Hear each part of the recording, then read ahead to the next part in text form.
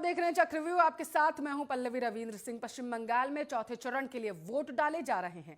हर चरण की तरह ही इस बार भी अलग अलग क्षेत्रों से हिंसा और सियासी बवाल की खबरें सामने निकल कर आ रही हैं। सिताल कुचली और बीजेपी टीएमसी के कार्यकर्ता आपस में भिड़ गए थे, तो वहीं केंद्रीय बलों की फायरिंग में कूच बिहार में 4 लोगों की मौत की खबर सामने आई है, जिस पर अब जमकर सियासत हो रही है। आज की चर्चा करेंगे इसी मुद्दे पर, लेकिन उससे पहले आप ये रिपोर्ट देखिए।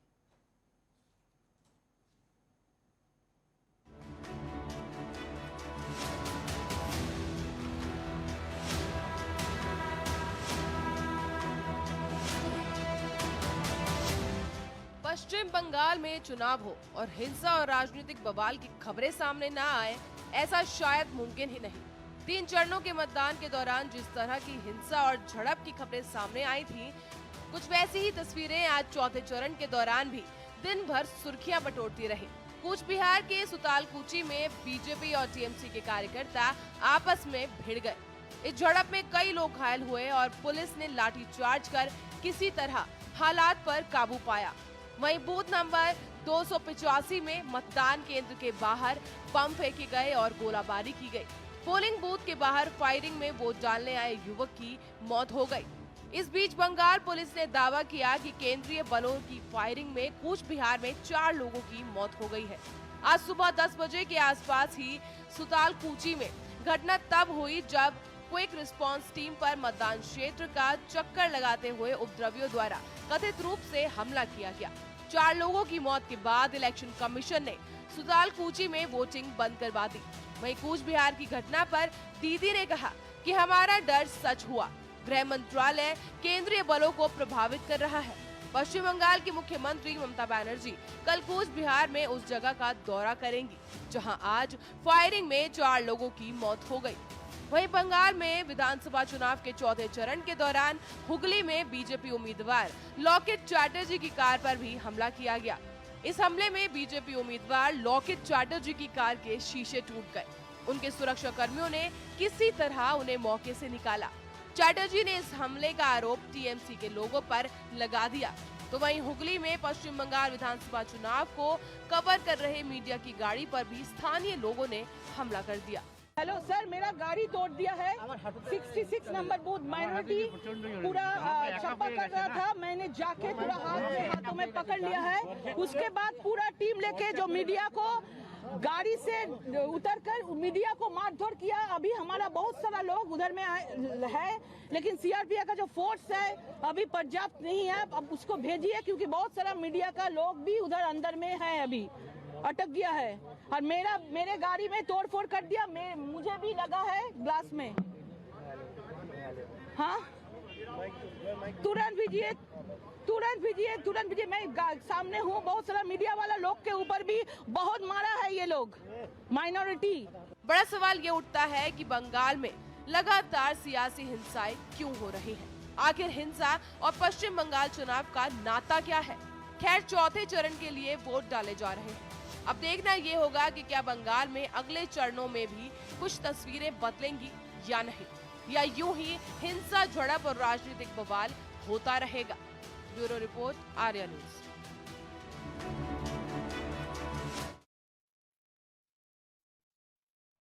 सुबह से ही पश्चिम बंगाल से सामने निकल कर आ रही हैं। आर्या न्यूज के सवाल आपको दिखा देते हैं।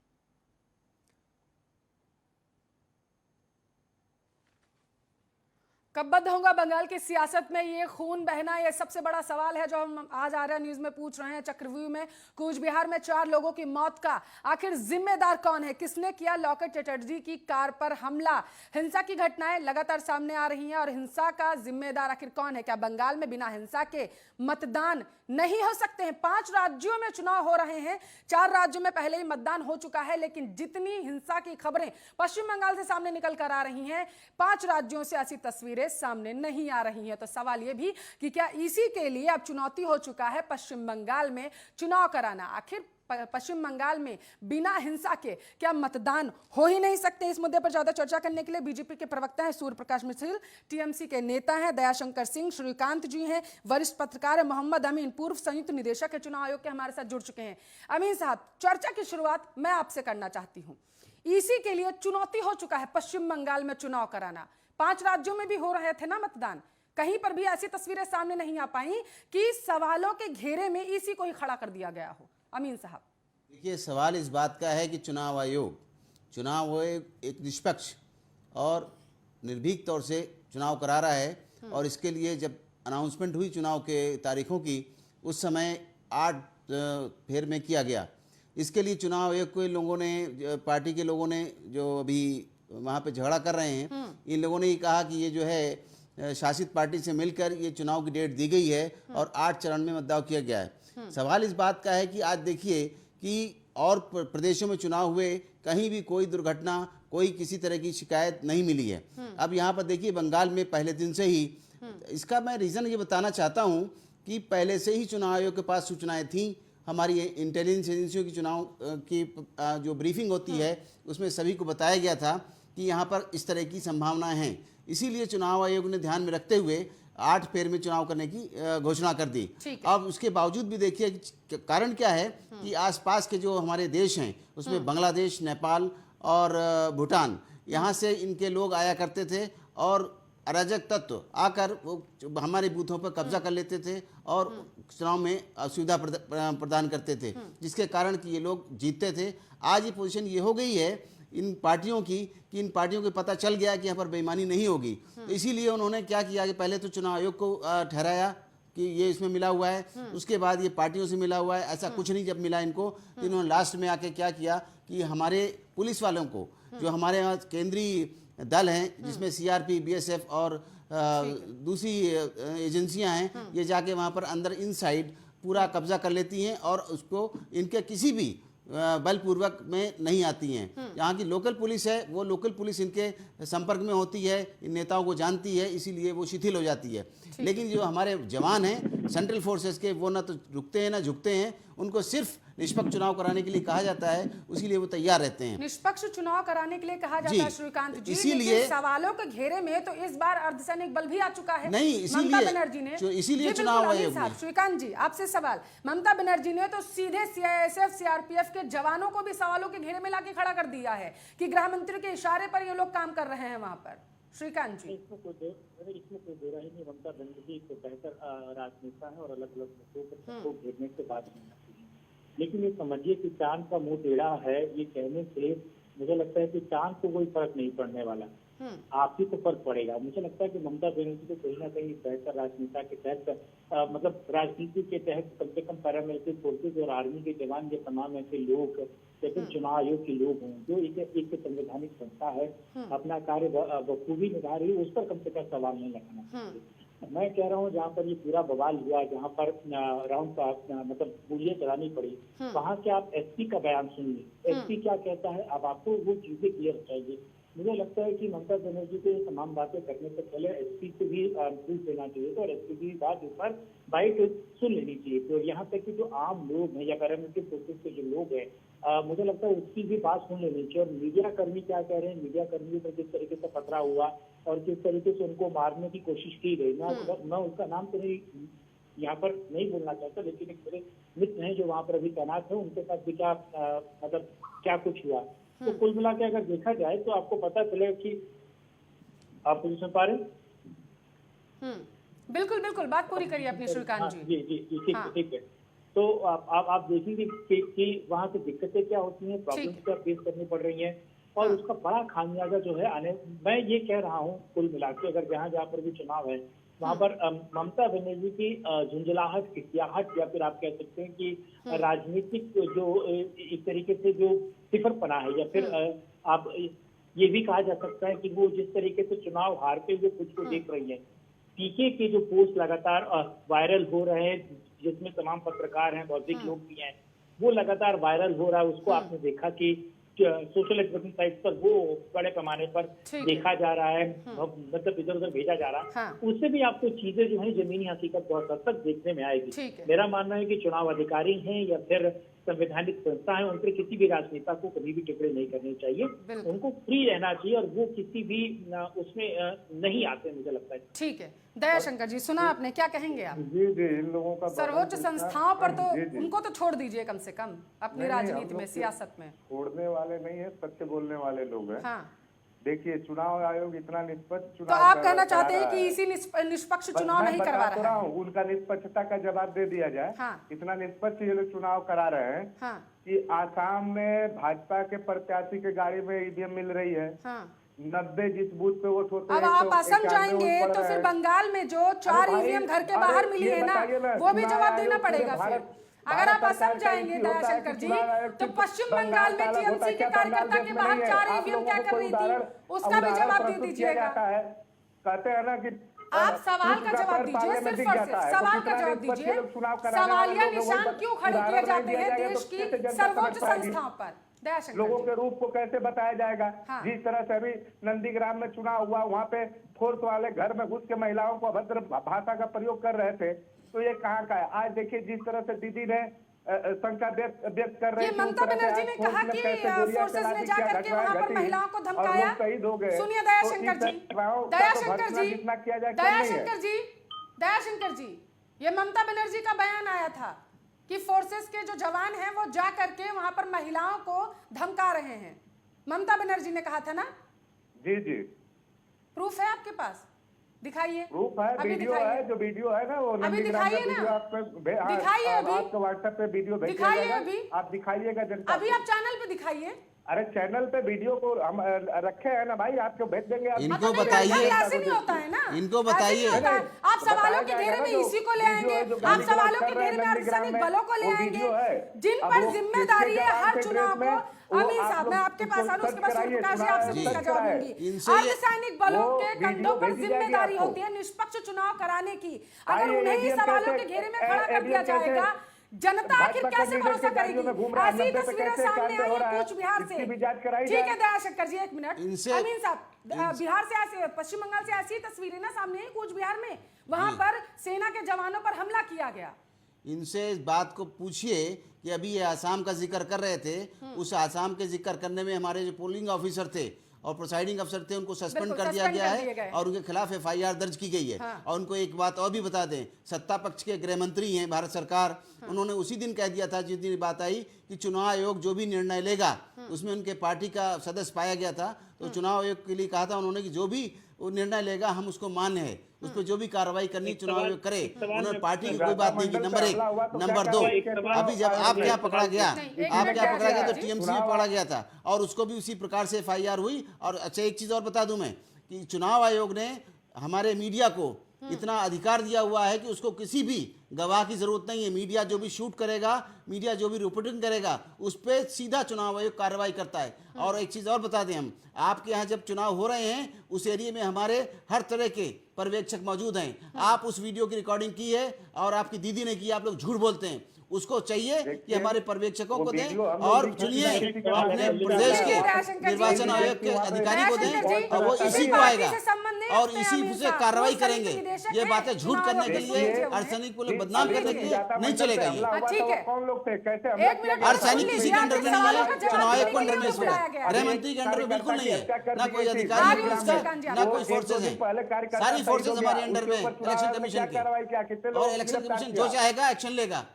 आप लोग क्यों नहीं दे रहे उस वीडियो को? अरे कितने अभी आपने मीडिया पे वीडियो नहीं दिखाया, उसके बाद आप हमारे पर्यवेक्षकों को नहीं दे रहे। हमारे पर्यवेक्षक रात दिन लगे हुए हैं, 24 घंटे कंट्रोल रूम खुला हुआ है कलकत्ता के अंदर, और आप आइए तो सेंट्रल में दिल्ली के अंदर 24 घंटे अधिकारी लगे हुए हैं और एक्शन लेने के लिए। बिल्कुल ठीक है। उदाहरण सूर्यप्रकाश जी, मंडल पे 4 जो लोगों हुए, की कितने हत्या लोग हुई बोलने है के अलावा बिहार कुछ में। नहीं। कार्यकर्ता आरोप की है हमारे बीजेपी हत्या पार्टी कर दी पर। गई, कितने ममता लोगों को बनर्जी ने कहा है पकड़ा कि गया उनकी अभी तक? वजह से उनकी हत्या हुई है। सूर्यप्रकाश जी, पल्लवी जी, जो सब जो कह दें वही सही। दीदी जैसे कह सकती हैं, जो कह सकती हैं वो तो कहेंगी ही। इस समय में ममता बनर्जी दीदी और टीएमसी के गुंडों को ये समझ नहीं आ रहा है कि आखिर वो करे तो करे क्या। आप देखिए बंगाल की जो संस्कृति रही है, लोकतांत्रिक व्यवस्था जो रही है, लड़ने जाते हो, दयाशंकर जी। गुंडो एक कौन से स्कूल में पढ़ के बीच आप में लोग नहीं आते हो? दयाशंकर जी, देखिए अब वो आपको सुन रहे थे, आपको पता दंगाइया है। बोला जाए, दंगाइयों बोला जाए, तड़ी पार बोला जाए, किस दयाशंकर स्कूल जी। से आप लोग पढ़ते हो ये तो समझ ही नहीं पल्लवी जी, आता या तो हमारा। उनका पीसीआर आप लोग डाउन के कर अंदर है दीजिए कि नहीं अभी। है? इंसानियत बची है मैं कि किसी नहीं के बची बीच है? में नहीं बोल रहा हूँ, ये मेरे को कम से बोलने कम का दयाशंकर प्रश्न जी, के तो गलत आपको बात है। सुन रहे थे, एक मिनट। सर्टिफिकेट जनता द्वारा चुनी गई सरकार को दयाशंकर आप लोग जी, कौन सी भाषा दयाशंकर से नवाजते जी, हो? अगर आप उन्हें शांति के ऐसा ही साथ नहीं शब्द बोला सुनेंगे जाए तो जैसे कैसा वो आप लोगों सुन को रहे थे, लगता तो है? मुझे मजबूरन आपकी आवाज डाउन करवानी पड़ेगी, इसलिए एक बार सुन लीजिए। वो आपको सुन रहे थे ना सूर्य प्रकाश जी? बात सुन रहे पूरी थे तो करिए। उल्टा सीधा ठीक है, ठीक है, आपका समय आएगा, आप जवाब दीजिएगा, जवाब दीजिए सूर्य प्रकाश जी, बात पूरी करिए। देखिए पल्लवी जी, ना खाता ना बही, जो दीदी कह दे वही सही। इस समय स्थिति यही है बंगाल के अंदर। जब विपक्ष की ये आदत रही है 2014 से आज तक कि जब भी वो हारने के कगार पे खड़े हो जाते हैं आके, तो वो कभी ईवीएम को दोष देना शुरू कर देते हैं, फिर उसके बाद वो इलेक्शन कमीशन को दोष देना शुरू कर देते हैं। आज तो हद ही हो गई है, ये सीआरपीएफ केंद्रीय सुरक्षा बलों के ऊपर भी दोष दे रहे हैं। जब एक निर्वाचन आयोग की टीम पे हमला होता है, जब बूथ पे हमला होता है, बूथ पे पोलिंग नहीं होने दी जाती है, उसके रेजिस्टेंस में जिस समय में टीएमसी गुंडों के संग सुरक्षा बलों का सामना आमना होता है, तो वहां पर अगर 4 टीएमसी गुंडे मारे जाते हैं तो उस पर प्रश्न सीधा सीधा सुरक्षा बलों पर उठाया जा रहा है। दीदी ने नंदीग्राम में जब चुनाव हुआ था तब भी एक बूथ पर उन्होंने नौटंकी करी, वो वहां बैठ गई धरने के ऊपर, वो कहने लगे सुरक्षा बलों ने वहां पर पोलिंग नहीं होने दे रहे हैं, धमका रहे हैं। लेकिन मैं एक बात बहुत जिम्मेदारी से आपके माध्यम से दीदी को बताना चाहता हूं और उनके गुंडों को बताना चाहता हूं कि दीदी, ये 21वीं सदी का चुनाव है। इस समय जो इलेक्शन कमीशन है वो पूरी तरह से हाईटेक हो चुका है, डिजिटल हो चुका है। हर मतदाता जो केंद्र होता है वो पूरी तरीके से डिजिटलाइज्ड होता है, वहां पर कैमरे लगे हुए होते हैं। और यही कारण था कि जब दीदी ने आरोप लगाया तो 6 पन्नों का जवाब दीदी को मिला है कि दीदी वहां पर कोई भी अनियमितता नहीं हुई, सब चीजें ऑन रिकॉर्ड है। और आपको बताना चाहता हूं एक बात और पल्लवी जी, और इन टीएमसी गुंडों को बताना चाहता हूं कि जिस प्रकार की गुंडागर्दी आप लोग कर रहे थे और ये एक्सपेक्टेड थी, इसी कारण केंद्र सरकार ने और इलेक्शन कमीशन ने, केंद्र सरकार ने भी ये चीज बोली कि हमें लंबे फेज में इलेक्शन चाहिए। क्यों? क्योंकि केंद्रीय सुरक्षा बल जो है इतनी मात्रा में वहां पे डिप्लॉय करने में टाइम लगेगा, तो इसलिए 8 फेज में हुआ। और ये धीरे धीरे आप देखिएगा पल्लवी जी, ये जो हिंसा है ये बढ़ती चली जाएगी, क्योंकि टीएमसी के हाथ से कमान निकल गई है। वो कह रही है मुसलमानों इकट्ठे हो जाओ, क्यों कह रही है? आप आज पीके का आपने वो भी देख लिया, वो उसका रिकॉर्डिंग भी सुन ली कि मोदी जी को 15 से 30% लोग तो भगवान मानते हैं। और वहां पर जो परिस्थिति टोलाबाजी कटमनी की जो इन्होंने गुंडई कर रखी है, इनके युवराज बनर्जी साहब, अभिषेक जी जो 40-45 करोड़ रुपए हर महीना इकट्ठा करते थे बंगाल से, उन सब चीजों को मिलाकर अब बंगाल की जनता 2 मई और दीदी गई ये नारा देके बैठी है। श्रीकांत जी कहना चाहते थे कुछ? देखिए, हाँ जी हाँ, मैं मेरे मित्र हैं टीएमसी के, बहुत अच्छे मित्र हैं। हाँ। मैं इनसे सवाल पूछना चाहूंगा कि चुनाव आयोग ने जो आपको पता हो कि चुनाव आयोग ने सीधे तौर पर ममता बनर्जी को नोटिस जारी किया था, ठीक है, और ममता बनर्जी ने उस नोटिस के जवाब ना देते हुए बल्कि ये कह दिया था कि ऐसे तमाम नोटिस जो हैं मुझे वो लगातार मिलते रहेंगे, 100 की जगह 200 नोटिस भी मिले फिर भी मैं वोट को नहीं बिखरने दूंगी, मैं नहीं चाहती कि मेरे वोट बिखरे। तो मेरे टीएमसी के नेता हैं, क्या वो चुनाव आयोग को ध्यान से बढ़कर ममता बनर्जी अपने आप को मानती हैं? या वो ये मान चुकी हैं कि उनका जो मुस्लिम वोट है वो बट रहा है? और सार्वजनिक मंच पर एक चुनी हुई सीएम, एक पार्टी की प्रमुख अगर इस बात को कह रही हैं कि मैं वोट नहीं बटना चाहिए, यानी कि वो ऐसे तमाम ये जो अपराध उन्होंने किया है एक तरीके से मुस्लिमों को एकजुट वोट करने के लिए जो उन्होंने इकट्ठा आह्वान किया है, क्या ऐसे तमाम आह्वान वो और कर रही हैं? और ये सबसे बड़ा सवाल ये है कि जब चुनाव हुआ मुख्यमंत्री, तब इस वक्त बंगाल में सबसे बड़ी पार्टी, सबसे ज्यादा सिटिंग विधायक अगर इस तरीके से कानून की या फिर संवैधानिक चीजों की धज्जियां उड़ा रहा है, तो आप सोचिए कि आप और क्या उम्मीद कर सकते हैं कि कानून व्यवस्था, जब आप संविधान को नहीं मानते, आप चुनाव आयोग को नहीं मानते, तो सोचिए कि आप कानून व्यवस्था को क्या मानेंगे, आप दूसरे पार्टी के वर्कर्स को क्या मानेंगे। 2016 में आप लोगों ने ग्राम पंचायत का इलेक्शन नहीं होने दिया। वो जो वोटर्स हैं वो कह रहे हैं कि हम क्या करेंगे ऐसी सरकार का जो हमें वोट नहीं डालने देती। तो मुझे लगता है कि टीएमसी को इस बात का जवाब देना चाहिए। ठीक है, जवाब दीजिए दयाशंकर जी। जी, भारती घोष को ये लोग जानते होंगे, जो कहती है कि बाहर से यूपी से 1000 गुंडे लाकर मरवाऊंगी, घर में घुस जाओ। इनको भी नहीं जानते हैं लोग, कितनी उनको नोटिस शोभा मजुमदार को जानते हो? 85 साल की बंगाल की बेटी को घर में घुसकर टीएमसी गुंडों ने पीटा था, उनकी हत्या कर दी थी। शर्म कर लो गद्दारों, बंगाल तुम्हें जवाब देने जा रहा है। 2 मई और दीदी गई, याद रखना इस चीज को। ठीक है, ठीक है, बात पूरी करिए। अपने में इसीलिए नहीं शोर किया जाता है, गलत शब्दों का प्रयोग नहीं किया जाता है, नहीं किया जाता गलत शब्दों का प्रयोग, बिल्कुल। पीसीआर एक वीडियो है, अगर वो आ चुकी हो तो जरा सा उसे हजारों चला गुंडे दीजिए। लाएंगे, घर में दयाशंकर घुस जी जाओ। को सुनाना। वीडियो में दयाशंकर उसमें जी एक आरपीएफ के मिनट, जवान नहीं आपने थे तो उस बिल्कुल समय सही अगर कहा थे कि तो उनको गलत कितनी शब्दों का प्रयोग चुनाव नहीं आयोग करना ने चाहिए। कितनी नोटिस दी। पीसीआर वो वीडियो आ CRPF चुकी है के तो लोग उसे चला दीजिए एक उस बार। भारतीय घोष को क्यों नहीं ठीक है अंदर ठीक बंद है, एक किया? मिनट दयाशंकर जी, आप एक मिनट इसे सुन लीजिए। पीसीआर अगर वीडियो आ चुकी हो तो उसे चलाइए जरा सा। তো বলছে তৃণমূল কংগ্রেস সব চোর, আমি চোর, আমি ডাকাত, আমি খুনি, আমি মানুষকে জীবন দিয়ে The ভালোবাসি। person you are speaking with has put your call on hold. ডাকাতদের জমিদার সব টাকা খেয়ে নিয়েছো ভালোবাসি, আর তুমি সারা খুনিদের রাজা, খুনিদের জমিদার। আর একটা লোক যদি কারো কাছে 500 টাকা নিয়েছে তো বলছে তৃণমূল কংগ্রেস সব চোর, আমি চোর, আমি ডাকাত, আমি খুনি, আমি মানুষকে জীবন দিয়ে ভালোবাসি, আর তুমি সারা খুনিদের রাজা, খুনিদের জমিদার, ডাকাতদের জমিদার সব টাকা খেয়ে নিয়েছো ভালোবাসি, আর তুমি সারা খুনিদের রাজা, 10 খুনিদের साल से জমিদার। सत्ता में बैठी हुई हैं और ये जो जिन शब्दों का प्रयोग कर रही हैं ये देश के प्रधानमंत्री के लिए कर रही हैं, ये अच्छे शब्द हैं। बोलिए टीएमसी के लिए। कॉल को होल्ड पर रखा है। आवाज आ रही है दयाशंकर जी आप तो अब तक? जो ये लोग आते ही नहीं, 2 आप ममता मई बनर्जी के इस दिल्ली बयान को जरा सा गई। बताइए, आप इस बयान को सुनिए बताइए। पल्लवी जी, पूरी बात सुन लीजिए। हाँ। माँ दुर्गा का अपमान नहीं, यदि इससे बोल पहले सकते हैं, आपने उस समय कहा चर्चा नहीं कि होती है, गलत महिलाओं शब्दों का प्रयोग करती नहीं है। करना चाहिए। शुरुआत आर्या सुनिए, न्यूज आज ऐसे तक शब्दों आज का चुनाव में सपोर्ट ही चौथे नहीं चरण करता हो है। गए। अगर जिन इस लोगों पैनल ने- में मैं कि जवाब कोई दे भी रहा हूं, पैनलिस्ट मैं अगर जवाब दे गलत रहा हूं। शब्दों का प्रयोग करता मैं सुनिए, खुद उसे शुरुआत रोक कौन देती करता वहीं है? पर ये दंगाई कि लोग ऐसे शुरुआत शब्दों का करते हैं। प्रयोग नहीं किया ये जा लोग सकता है। आते हैं सुनिए मेरी TMC के बात, गुंडे, जनता के 10 द्वारा साल चुने से गए सत्ता लोग में को बैठी हुई है गुंडा ममता बोलते हैं। बनर्जी, और देश सुनिए, के प्रधानमंत्री ये के लोग लिए क्यों नहीं आते हैं ऐसे तो शब्दों का बंगाल में प्रयोग, अपने किए गए ऐसे कार्यों शब्दों को। का प्रयोग देश के सुनिए प्रधानमंत्री पल्लवी के जी, लिए। पूरी बात सुनिए। हाँ, चिल्लाने से कुछ नहीं होता है, पूरी नहीं बात मैं सुनिए। चिल्ला नहीं रही, मैं आपसे ये जवाब आए जानना हैं चाहती हूँ।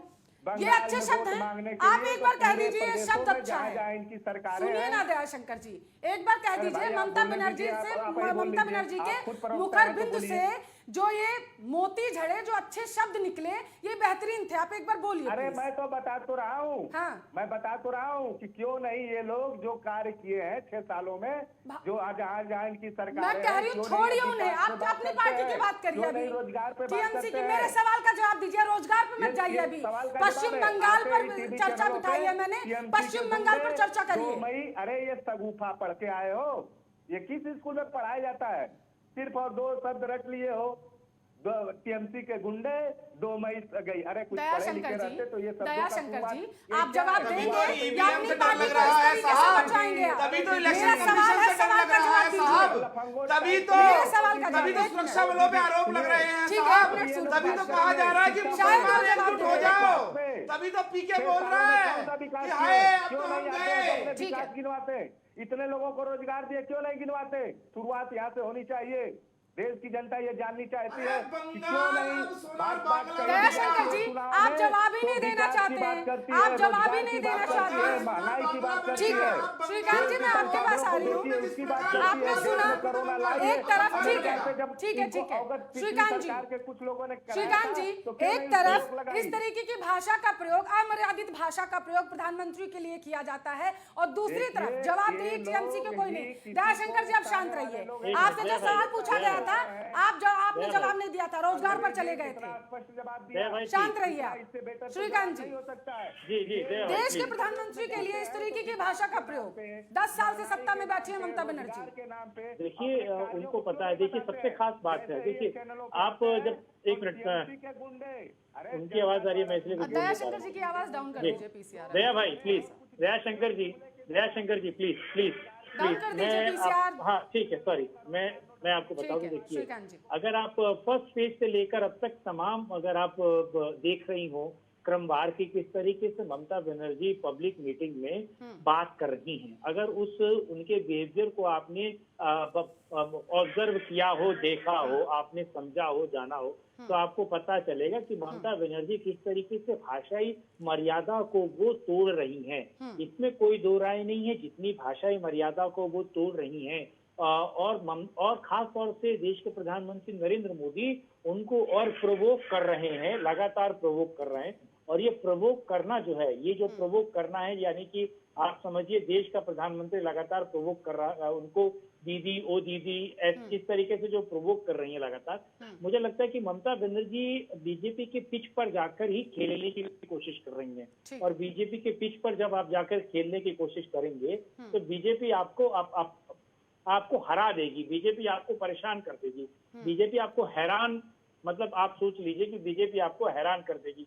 तो वो इस वक्त संभव है नहीं कि आप बीजेपी के हिसाब से आप जाकर खेले, पिच पर जाकर खेले, वो आपको कहीं ना कहीं मुझे लगता है नुकसान पहुंचा सकता है। और वही नुकसान जो है बीजेपी को, टीएमसी को जो है हो रहा है, जिस तरीके से भाषाई मर्यादा वो तोड़ रही हैं, जिस तरीके से वो प्रॉब्लम उनको वो मतलब दिक्कतें जो आ रही हैं, उसका कारण, बहुत बड़ा कारण। ठीक है, दयाशंकर जी जवाब दीजिए। देखिए, हाँ, पहले बात कि अपने संस्कृति में जायज है, दीदी किसको बोला जाता है, अपने से बड़ी बहन को। अब तो ये लोग जो पवित्र संबंध है, जिनको सदियों से संस्कार से, शोर शराबा बंद करिए, अरे शोर शराबा बंद करो भाई, आपसे मैं बात नहीं कर रहा हूँ, पल्लवी जी के माध्यम से आप हल्ला मत करो। जो संस्कार विहीन लोग हैं, जो कभी स्कूल गए नहीं, सर्टिफिकेट 2-2 बार पास करते हैं, 2-2 बार जन्मतिथि बताना पड़ता है, फालतू बकवास है, सुनो आप लोग सुनना यही चाहते हो।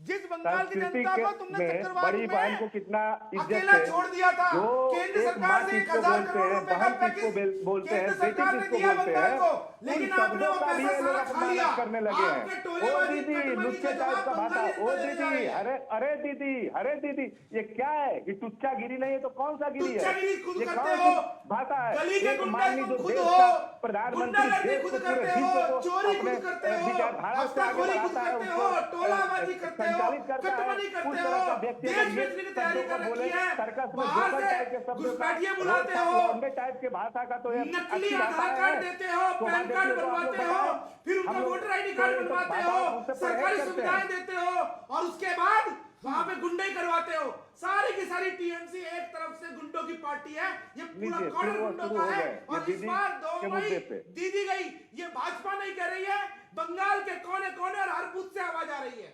इसलिए आज बंगाल के अंदर टीएमसी पागल हो रही है और सुरक्षा बलों पे हमला कर रही है। बूथ लूटने की कोशिश मत करना, टीएमसी के गुंडा, सीआरपीएफ और केंद्रीय बल तैयार बैठे हैं आपको जवाब देने के लिए, याद रखना इस चीज को। ठीक है, नहीं, ठीक मैं है। बता देता हूँ अमीन एक साहब, मिनट। हाँ, देखिए, सवाल इस बात का है कि टीएमसी के गुंडे हों या जो भी है, वहाँ पर इसी सब बातों को ध्यान में रखते हुए इतने फेजेस में चुनाव कराए गए, ठीक है। और जिसके कारण की कोई असुविधा ना हो, किसी तरह की कोई परेशानी ना हो। लेकिन हम ये चीज़ बिल्कुल बता देना चाहते हैं कि चुनाव आयोग शक्ति है, और चुनाव की शक्ति के कारण ही जो भी वहाँ घुसने की कोशिश करेगा घुस नहीं सकता, ना ही ईवीएम को टच कर सकता है, और ना ही ईवीएम ले जाने और जाते हुए कोई उसको कोई तंगी कर सकता है।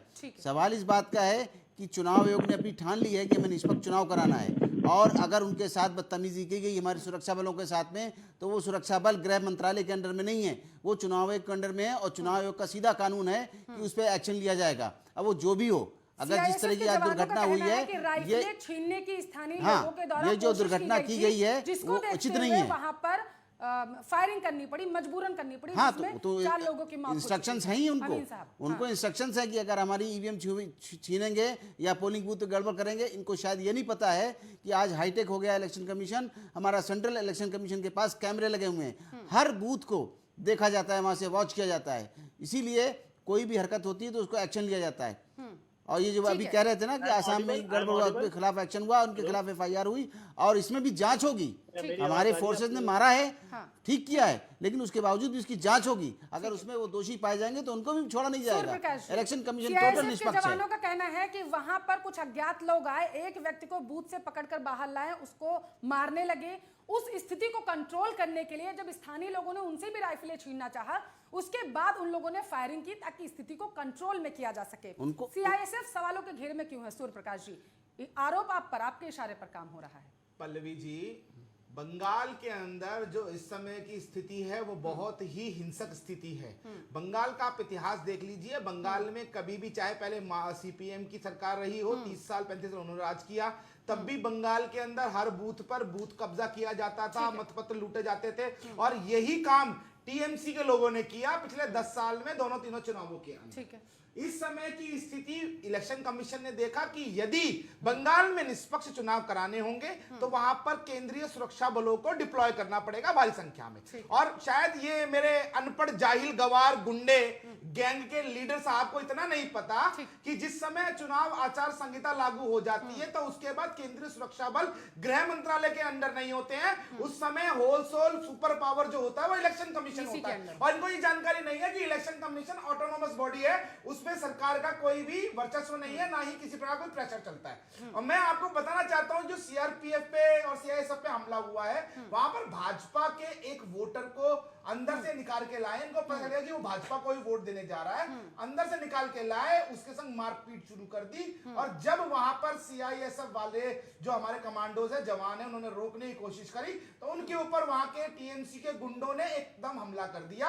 और उसके बाद जब वहां पर हमला हुआ तो उन्होंने तुरंत कार्रवाई करते हुए जो उस समय की वस्तु स्थिति थी उसके हिसाब से उन्होंने एक्शन लिया।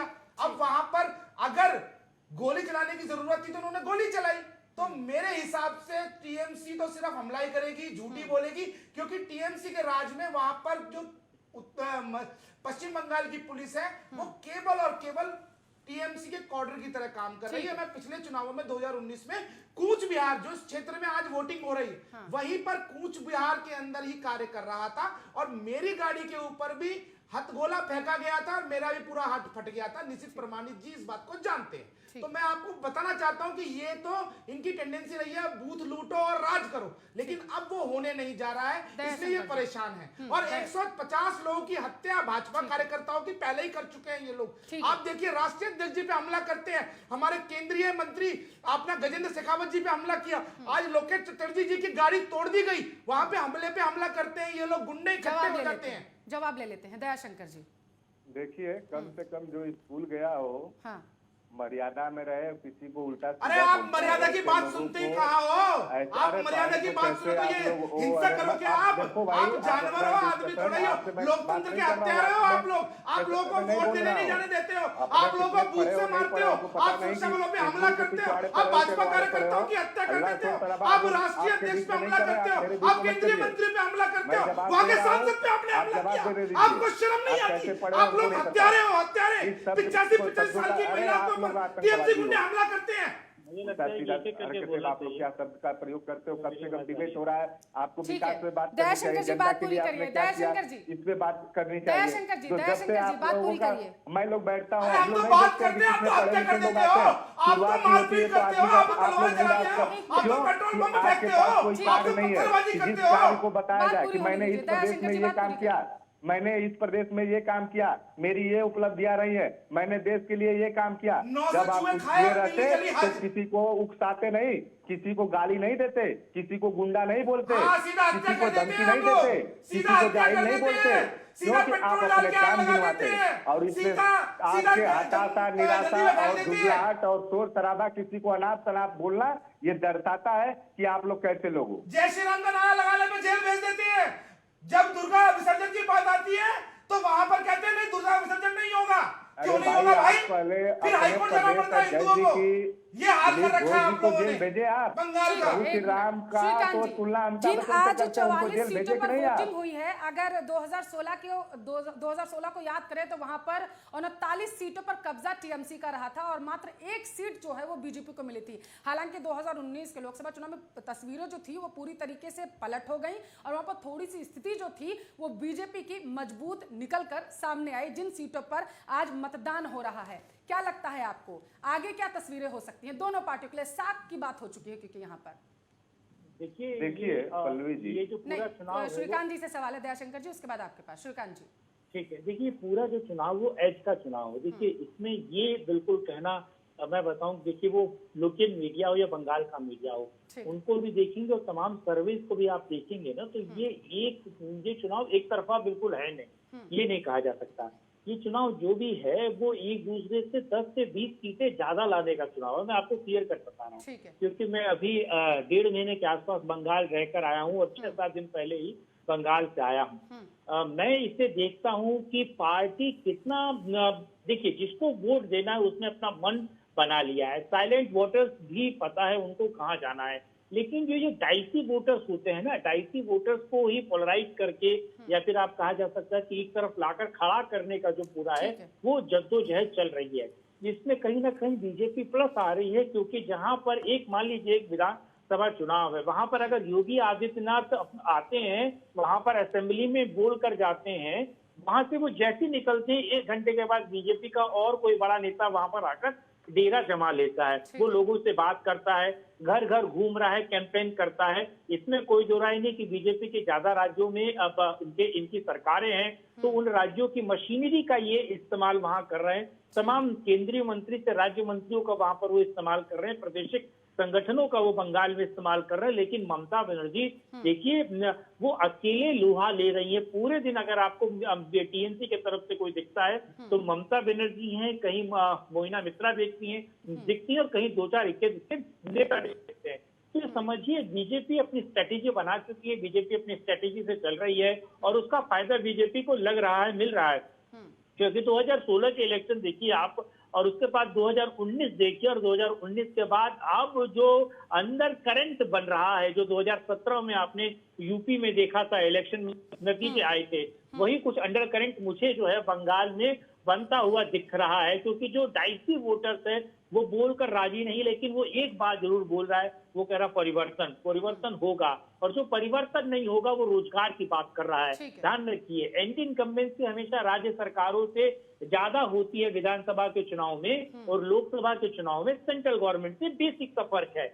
और जो आपने देखा होगा, और वो कहीं ना कहीं बंगाल में सीधा सीधा सा बनता हुआ दिखता हुआ नजर आ रहा है। जा सकता है कि ये जिन 44 सीटों पर अभी मतदान हो रहा है ये भविष्य तय कर सकती है बीजेपी और टीएमसी दोनों का, क्योंकि हुगली, हावड़ा, 24 परगना ये वो क्षेत्र हैं जहां पर सबसे ज्यादा पार्टियां सक्रिय रही हैं चुनावी रैलियों की नजर से अगर देखें तो। नहीं, हाँ, इसमें कोई दो राय नहीं है। इसमें बहुत सारी ऐसी सीटें हैं जो लेफ्ट का गढ़ मानी गई हैं। और मैं आपको बताऊं, मैं कल एक रिपोर्ट देख रहा था और मैंने इस चीज को देखा। मैंने देखा कि जो अधीर रंजन चौधरी हैं उनकी सभा में केवल जो है 150 से 200 लोग हैं। आप सोचिए 200 लोगों की सभाओं को मतलब वो कर रहे हैं। और खास बात यह है कि जब पत्रकारों ने उनसे सभा की संख्या के बारे में पूछा तो वो एक तरीके से किनारा कर गए। और पत्रकारों ने उनसे एक और सवाल पूछा, मैं उसको बता रहा हूँ कि जब पत्रकारों ने उनसे एक और सवाल पूछा, उन्होंने कहा कि अगर रिजल्ट के बाद कहीं नंबर गेम की प्रॉब्लम आती है टीएमसी के साथ और टीएमसी 20-25 वोट सीटों से माइनस पड़ती है तो क्या कांग्रेस समर्थन देगी? तो देखिए उन्होंने सिरे से नकारा नहीं, उन्होंने सीधे सीधे इस तौर पर इस बात को कह दिया कि ये सेंट्रल का नेतृत्व तय करेगा, यानी कि सोनिया गांधी, राहुल गांधी और 24 अक्बर रोड 10 जनपद जो है इसे तय करेगा। यानी कि कांग्रेस से लेकर लेफ्ट को भी इस बात का पता है कि ये जो वोट बैंक है, या फिर जिस पिछले विधानसभा चुनाव पर सीधे सीधे हम गेन कर रहे थे और फर्स्ट पार्टी टीएमसी थी, सेकंड और थर्ड जो है वो कांग्रेस और लेफ्ट थी, उस पर कहीं ना कहीं बीजेपी जो है वो काबिज हो गई है। बीजेपी लेफ्ट के साथ कांग्रेस का वोट ले रही है, अपना तो उसका वोट बैंक है ही, इसमें कोई दो राय नहीं है। लुटेन मीडिया ये नहीं बता रहा है। लेकिन खासतौर एक और चीज है कि जो उसने वोट बैंक टीएमसी से तोड़ा है और इतना मार्जिन चंक जो है उसने तोड़ा है, ये मैं नहीं कह रहा हूं केवल। आप देखिए जो ममता बनर्जी के राजनीतिक सलाहकार है जिन्होंने 2021 का पूरा उनका चुनाव कैंपेन का ब्रांडिंग किया है, वो भी इस बात को कह रहे हैं दबे, और वो किससे कह रहे हैं? अपने ही सगे संबंधियों, अपने ही मित्रों से इस बात को कह रहे हैं। तो उसमें बीजेपी का एक आदमी नहीं है। तो मेरी बातें दोनों जगह से पुष्ट होती हैं। मैं जो कह रहा हूं फील्ड पे जो कह रहे हैं और पीके साहब जो कह रहे हैं, और टीएमसी की अंदरूनी जो खबर है, पार्टी के अंदर की जो खबर है, वो भी इस बात को बहुत बेबाकी से बोल रही है। और ममता बनर्जी के लिए खतरे की घंटी है। पहले, दूसरे और तीसरे चरण के बाद भी अगर टीएमसी एज नहीं ले रही है, गेन नहीं कर रही है तो ये नुकसानदायक होगा मुझे लगता है 2 मई को ममता जी के लिए। दयाशंकर जी, नुकसान हो सकता है? देखिए ये नुकसान नहीं होगा। इस बार क्या होने जा रहा है, जो लोकसभा में बीजेपी ने वोट गेन किया, 18 सांसद बने इनके, उस समय पर वाक लेफ्ट के द्वारा, कांग्रेस के द्वारा कहीं ना कहीं मिला था। इस बार वो खुद गठबंधन में लड़ रहे हैं और जो जितना भी वोट इनके पास चला गया था, चूक किया था टीएमसी के विरोध में, वो अपना वोट वापस ले लेंगे। इनकी स्थिति 3 या तो 0 फिर हो जाएगी। तो ये जहां से चले थे वहीं आ जाएंगे। कारण उसका है, बंगाल में अकेले दीदी की छवि पूरे विश्व में ईमानदारी के लिए जानी जाती है, लोगों के कार्यों के लिए जानी जाती है, लेकिन पूरे देश से लेके विदेशों तक एक अकेली महिला को किस तरह से ये लोगों ने, जो पूरे देश में इन लोगों ने 5 जगह चुनाव चल रहे नहीं किया, देश में जाकर विदेश में जाकर घेरने का, और एक महोदय छूट जाते, हम तो कहते हैं उनको भी बुला लेते ट्रंप महोदय के, तो चुनाव और रोचक हो जाता सर्कस में और जनता को रुचि बढ़ जाती, लेकिन बुलाते नहीं है। अब चुनाव आयोग को यह नहीं लगता है कि जब बंगाल से जाके मटुआ समुदाय को संबोधित करते हैं तो चुनाव प्रभावित होता है, चैनल के माध्यम से तो नहीं होता है। क्या उस समय नोटिस दी गई थी? चुनाव आयोग ने नोटिस दिया था कि आप जाके चुनाव चल रहा हो बंगाल में और बांग्लादेश में, आप जो है भाषण दे रहे हो मटुआ समुदाय के मंदिरों में जा रहे हो, भाषण दे रहे हो, तो बंगाल का चुनाव प्रभावित हो रहा है कि नहीं? कि आप वहां पर गठबंधन की सरकार बना सकते हैं जाकर के। लेकिन सबसे बड़ा सवाल सूर्य प्रकाश जी यहाँ पर ये भी है कि चिट्ठी जिसका आपने भी जिक्र किया विपक्षी पार्टी को एकत्रित करने के लिए, वो तो मतलब ममता बनर्जी ने लिखी थी। पल्लवी जी, ये कहते हैं ना शेख चिल्ली के ख्वाब है इनके। एक बात आप खुद सोच सकती हैं, वहां पर जो 40.3% वोट भारतीय जनता पार्टी को मिला था, उसके अंदर इजाफा हो रहा है 7 से 8% का। ये इनका इंटरनल सर्वे बोल रहा है। भाजपा को 46 से 47% वोट पोल हो रहा है। यही कारण है कि आज टीएमसी पागल हुई पड़ी है। वहां पर जो राष्ट्रवादी मुसलमान है, जो वहां का मूल निवासी है, जिसको बंगाल का जो पूर्व में जो संस्कृति थी, उसकी समृद्ध संस्कृति, वही सोनार बांग्ला बनाना चाहता है, वो मुसलमान भी भारतीय जनता पार्टी के साथ है, क्योंकि वो घुसपैठियों से परेशान है, बांग्लादेशी घुसपैठियों से वो भी परेशान है। यही कारण है कि पीके का आज जो ऑडियो वायरल हो रहा है वो बिल्कुल सच है। भारतीय जनता पार्टी 200 प्लस के साथ में वहां सरकार बना रही है। यही कारण है कि ये गुंडे जाकर बूथों में कब्जा करने की कोशिश कर रहे हैं और सुरक्षा बलों के हाथों कुत्ते की मौत मारे जा रहे हैं। ठीक है, श्रीकांत जी कुछ कहना चाहते हैं? श्रीकांत जी, नहीं, देखिए मेरा मानना है कि बीजेपी, देखिए हर एक राजनीतिक दल, मुझे लगता है टीएमसी के 250 बोलेंगे, बीजेपी भी 200 बोलेंगे, लेकिन इतना मुझे लगता है कि मार्जिन हमें नहीं देना चाहिए बीइंग ए जर्नलिस्ट, क्योंकि मैं देख रहा हूँ कि 200 सीटें तो बीजेपी की नहीं है और 200 सीटें टीएमसी की भी नहीं है। मेरा मानना है कि एज लेने की सारी टक्कर है। जब बोला जाता था, हम कहते थे अब की बार 300 पार, तब उस समय में ये कहा जाता था अरे नहीं बीजेपी 200 से 250 तक आएगी, लेकिन तब भी अंडर करंट था भाई, और अब भी अंडर करंट है। आप मानिए साइलेंट वोटर है, महिलाएं, मुस्लिम महिलाएं पूरी तरीके से माननीय प्रधानमंत्री मोदी जी का शुक्रगुजार है 3 तलाक के ऊपर, और वो साइलेंट वोटिंग कर रही है। बंगाल के अंदर वोटर बोल नहीं रहा है, वो भाजपा का बटन दबाने जा रहा है और परिवर्तन के लिए तैयार है। देख रहे हैं वही श्रीकांत जी बता रहे हैं। श्रीकांत जी बात पूरी करिए। मैं इनको एक चीज बता दूं, देखिए 2019 के लोकसभा चुनाव में 302 का आंकड़ा मैंने दिया था। सीएस के लिए मैंने पूरा सर्वे करके दिया था, और टीएमसी के लिए मैंने सर्वे किया था। मैंने बीजेपी को 19 सीटें दी थी, और लगातार मैं क्योंकि मैं एक पत्रकार होने के नाते मैं सर्वे भी अलग अलग कंपनीज के लिए करवाता हूँ, तो मैं आपकी बात से मैं सहमत हूँ, लेकिन पूरी तरीके से सहमत इसलिए नहीं हूँ क्योंकि बंगाल में अगर आप सोच रहे हैं कि एक तरफा चुनाव है किसी पार्टी के लिए, पूरी तरीके से वो लैंडस्लाइड विक्ट्री कर रहे हैं, आप ऐसा कुछ सोच रहे हैं, तो आप किसी मुगालते में जी रहे हो। राजनीति मुगालतों का खेल नहीं है। चाय पियेंगे और आप देखेंगे कि हम 200 प्लस जीत के आ रहे हैं। चलिए 2 मई को देख लेंगे। लेकिन अमीन साहब, समय की कमी, आखिरी सवाल भी आप ही से।